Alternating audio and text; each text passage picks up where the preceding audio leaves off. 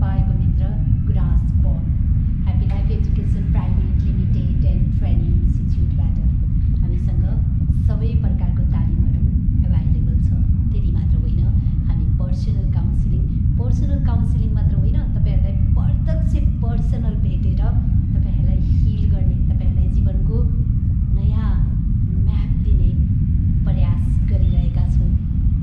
खुसी जीवन, सुखी जीवन, सन्तोषले भरिपूर्ण जीवनको लागि हाम्रो संस्थालाई तपाईँ सम्झिन सक्नुहुन्छ। शिक्षा बहिनीको भिडियोको एन्सर दिइसके पश्चात मलाई जुनु शर्मा बहिनीले पनि मेसेज पठाउनु भएको छ। मलाई पनि सेम हुन्छ, खै किन आफ्नो विगतका पीडाले असह्य भएर थकित छु, खै जति आफूलाई कन्ट्रोल गर्छु भन्छु तर पनि कुनै बेला आफू नै यो संसारबाट बिदा हुँ झैँ हुन्छ है। उहाँले आफ्नो पीडा पोख्नु भएको छ, उहाँले भन्नुभएको छ, उहाँले लेख्नु भएको म्यासेज।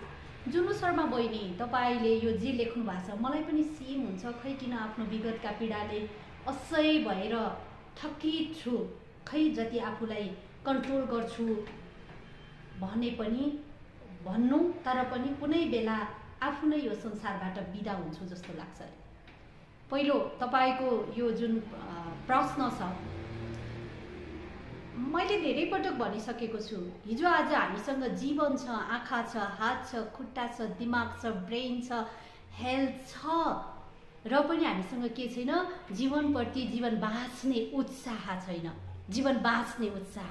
जीवनप्रति रोचकता छैन। किन त्यस्तो हुन्छ थाहा छ? यही हजुरले भन्नुभएको छ नि, विगतका पीडाले किन समात्ने त्यो विगतलाई? तपाईँ बनाउन सक्नुहुन्छ तपाईँको विगत? तपाईँले चाहेर पनि तपाईँ विगतमा गएर तपाईँको पास्टलाई राम्रो बेटर तपाईँले चाहे जस्तो बनाउन सक्नुहुन्न। वास्तवमा सबैको नराम्रो विगत हुन्छ, सबैसँग हुन्छ आफ्नो पेनफुल पास्ट।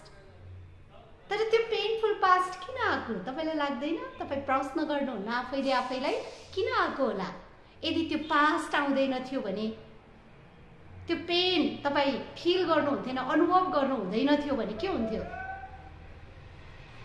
तपाईँ सजग हुनुहुन्थेन। तर आज तपाईँ पास्टलाई क्यारी गर्नुभएको छ, तर तपाईँले गर्नु के पर्थ्यो? पास्टबाट सिक्नु पर्थ्यो।